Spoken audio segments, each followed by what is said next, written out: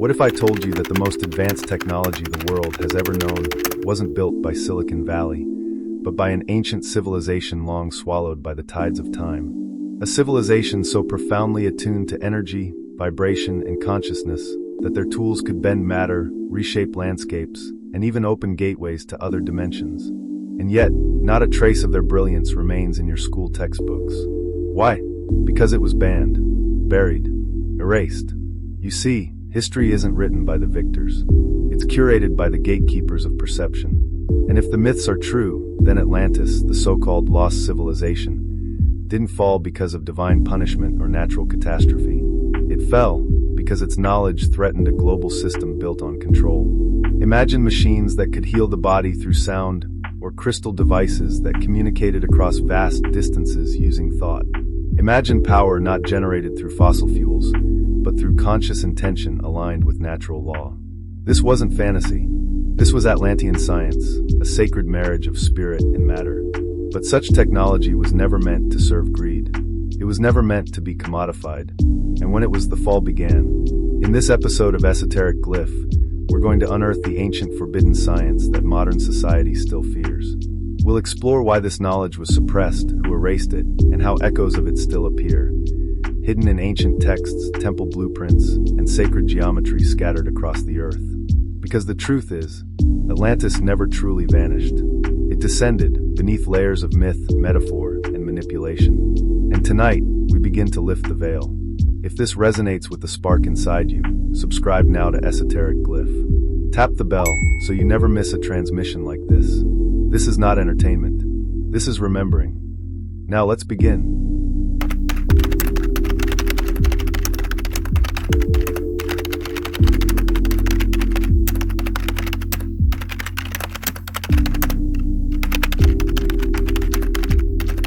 To understand the magnitude of what was lost, we must journey far beyond Plato's dialogues and deeper than archaeological ruins. Atlantis, as first recorded by Plato in Timaeus and Critias, was not merely a myth, it was a memory. A whisper from our collective past encoded in allegory, waiting to be deciphered. Plato described Atlantis as a marvel, a civilization blessed with immeasurable knowledge, flourishing with beauty and symmetry, its people guided by divine wisdom. Its power didn't stem from brute force, it came from alignment. The Atlanteans didn't conquer nature, they communed with it. Their cities were designed with sacred geometry. Their temples were tuned to planetary frequencies. They did not worship gods, they embodied universal principles. But this harmony would not last.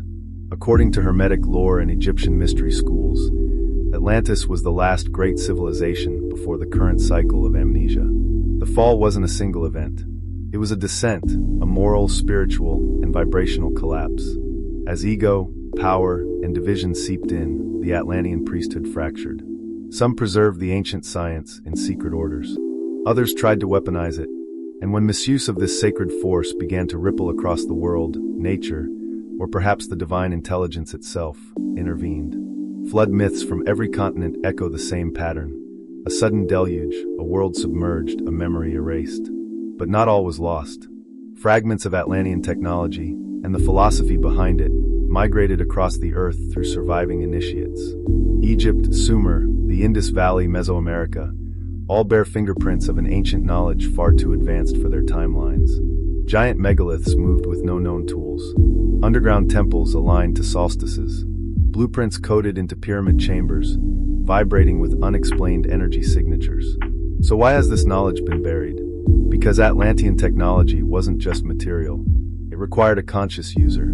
The mind and soul had to be in resonance with universal laws. It demanded inner mastery before outer mastery. This was, and still is, the ultimate threat to systems of control. In today's world, a self-aware individual is dangerous. A being who understands vibration, frequency, and thought as creative forces is ungovernable. And so the wisdom of Atlantis was not just lost. It was hidden on purpose, wrapped in metaphor, mislabeled as myth, its protectors persecuted, its texts burned, but the echoes still call to those who listen. And if you found this video, perhaps they're calling you. If you're ready to remember what your soul already knows, subscribe to Esoteric Glyph. The path of the initiate begins in darkness, but always moves toward light.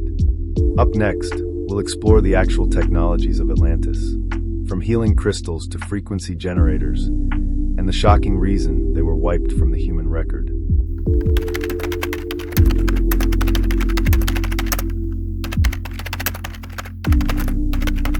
Let's begin with a truth most are not prepared to hear. Atlantean technology did not run on wires, combustion, or code. It ran on consciousness. Imagine a civilization that didn't just build machines, but built machines with mind, machines that required harmony of thought to function. This was not mechanical intelligence. It was spiritual intelligence, technology that interfaced with human intention, emotion, and vibration. Atlantean priest engineers understood that everything is energy. Not metaphorically, but literally. They harnessed crystalline frequencies, planetary alignments, and harmonic resonance to channel forces we now barely perceive. Let's break that down. At the heart of Atlantean cities stood power temples, geometric constructs built atop energy nodes in the Earth's ley line grid. These weren't religious buildings. They were vibrational amplifiers. Structures like the Great Pyramid of Giza, long rumored to be Atlantean in origin, were designed not as tombs, but as tuning forks for the planet. Their primary tools? Crystals. Not the ornamental stones sold in New Age shops, but highly charged crystalline matrices used to store, transmit, and transform energy. These were programmable, responsive to thought waves, and functioned much like quantum computers, except far more intuitive. Some crystals were used for healing, emitting frequencies to regenerate tissues and harmonize organs. Others were used for transport, creating frequency corridors, what modern physics might call dimensional gateways. They even had telepathic transmitters, devices that allowed minds to communicate instantly over great distances, using what we now call zero-point energy. But here's the most profound secret. All these machines only worked in resonance with the operator's mental and spiritual purity. If the mind was chaotic, the technology misfired. If the ego dominated, it self-sabotaged. If greed took hold, it turned destructive. This is why Atlantean knowledge couldn't survive in a fragmented age. The fall wasn't caused by a flood. The flood was a consequence of spiritual imbalance, when those unworthy seized sacred tools for control and domination. And that misuse echoed across timelines. We see its shadow in today's world. Surveillance disguised as convenience, dopamine manipulation disguised as entertainment, artificial intelligence detached from divine intelligence. The Atlanteans knew this was inevitable, so they encoded their science into symbol, myth, and geometry to protect it until we were ready again. You're here not by chance. You're here because your soul remembers. Subscribe now to Esoteric Glyph to awaken what has long been dormant. Let's journey beyond the veil together.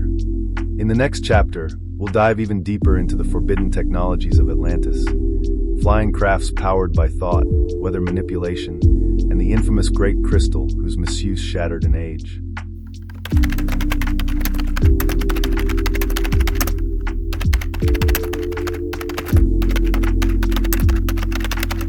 If what we've explored so far sounds incredible, what comes next borders on the unthinkable. Because beyond crystal energy and vibrational healing, the Atlanteans also wielded tools that, by modern standards, could only be described as godlike. Let's begin with one of the most enigmatic artifacts in all of esoteric lore, the Great Crystal. Referred to in various channeled works, such as those of Edgar Cayce and theosophical texts, the Great Crystal was said to be a towering monolith of engineered quartz, housed within the inner sanctum of Atlantis, the Temple of the One Light. It was not merely a power source. It was conscious, acting as both receiver and transmitter of universal frequencies. The Great Crystal harnessed cosmic rays, Earth's telluric energies, and solar plasma. It could store vast quantities of data, what today we might call akashic records, and beam energy across cities to power structures, levitate stones, and even heal the planetary grid itself. Now consider this. Multiple ancient cultures speak of flying vehicles, the Vimanas of India, the sky chariots of Egypt, and the feathered crafts of Mesoamerican gods. These were not poetic metaphors. These were aerial machines, activated not by engines, but by conscious will harmonized with technology. Atlantean airships floated through anti-gravitational fields manipulated by vibrational frequency. Their engines required no fuel. Instead, they used precise harmonics to disrupt gravitational polarity, making the impossible effortless. And yes, there were weather control technologies as well. Using atmospheric resonators,